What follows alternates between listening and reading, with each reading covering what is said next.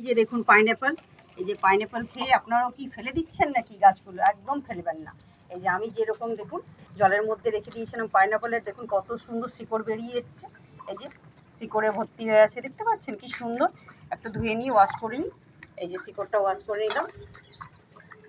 এবারে পাইনঅ্যাপল খেয়ে অবশ্যই করে আপনারাও ফেলবেন না, আমার মতনই গাছটা লাগাবেন। ওই জন্য আপনাদের কাছে তুলে ধরলাম। এই যে দেখুন কত শিকড় হয়ে এসছে আমার। এই মাটি আমার রেডি করা আছে, মাটি, বালি, গোবর, সেন্ট অবশ্যই করে। আর এটাতে কিচেন কম্পোস্ট যেটা থাকে আমাদের বেরোয় প্রতিদিন, সবজির যে খসাগুলো থাকে, খসাগুলো ফেলবেন না দয়া করে, ওইগুলো এটার মধ্যে দেবেন। তাহলে গাছ খুব সুন্দর এবং তরতাজা এবং ভালো হবে। পাইনঅ্যাপল যদি নিজের বাড়িতে আপনারা ফলটা দেখতে চান, বাজারেতে কিনতে প্রচুর পাওয়া যায়, কিন্তু নিজের হাতে লাগিয়ে যখন ফলটা হবে এটার মধ্যে, তখন কি ভালো না লাগবে। এই যে চিপে দিলাম, একটু চিপে বস করিয়ে দিলাম পাইনঅ্যাপল গাছটা। আর জল তো অবশ্যই করে দিতে হবে, গাছ লাগালেই জল দিতে হবে।